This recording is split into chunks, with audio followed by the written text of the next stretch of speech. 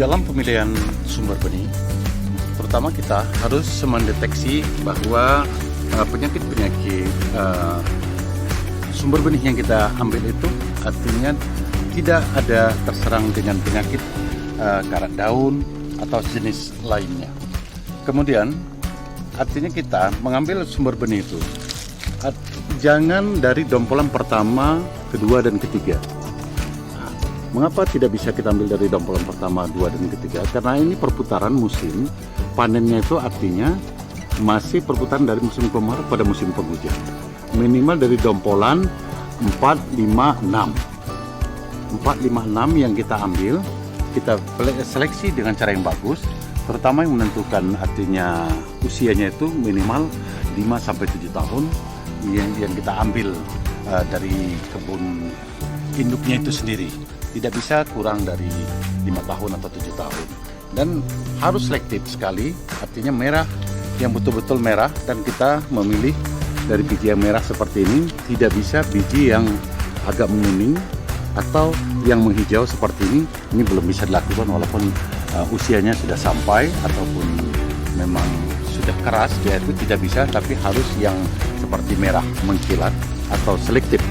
Dalam istilahnya harus petik selektif. Jadi tidak bisa dari dompolan pertama, kedua, dan ketiga. Minimal pada saat sudah mulai panen raya, sudah hujan telah mulai tiba ataupun sudah mulai menderas, maka kepadatan dari biji yang kita ambil itu sudah cukup untuk menjadi sumber benih.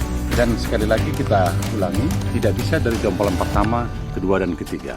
Artinya dari dompolan keempat, 5, 6, dan tidak bisa sampai ke ujung, karena ke ujung ini mungkin belum terasup nutrisi yang baik dan belum bisa mungkin overall nutrisi dari pangkal batang itu ke ujung ini, karena buah semakin mengecil mungkin, atau kesempurnaan kekerasannya belum begitu kuat karakternya untuk menjadi sumber benih. Maka sekali lagi kita harus menseleksi. Kalau dengan cara tiba-tiba kita lihat, terutama tidak ada mengandung unsur penyakit dari satu buah pohon kopi itu, kemudian dari varietasnya, kemudian dari jenis buah yang sudah muncul umpamanya seperti ini, ciri-ciri khasnya. Ini kurang lebih kadang-kadang satu dompolan mencapai 25 ataupun 30, minimal di rata-rata 20 per satu dompolan biji kopi ini. Jadi inilah bentuk dari ciri khas pengambilan dari sumber benih.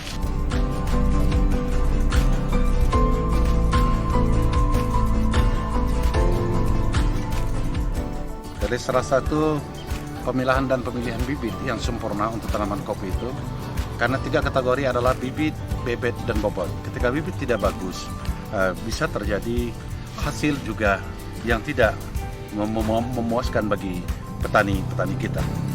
Yang sering terjadi yang dialami di daerah-daerah yang lain yang pernah kita kunjungi, bahwa mereka untuk mempercepat dan mempermudah mendapatkan bibit atau sumber benih, mereka mengambil dari bawah pohon kopi.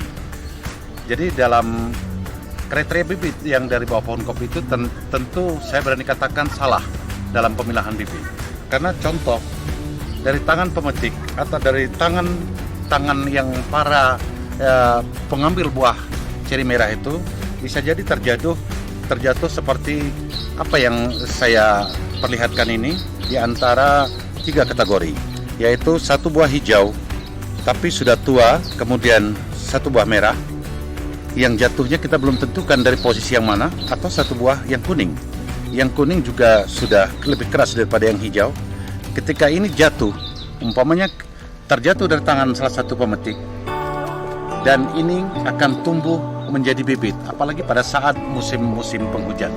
Maka dari sini kita untuk melakukan melarang bibit, bebet, dan bobot itu yang kita ambil dari bawah pohon kopi, dan bibit yang jatuh tadi kita sudah lihat untuk tumbuh sama-sama, dia tumbuh di antara 4 jenis.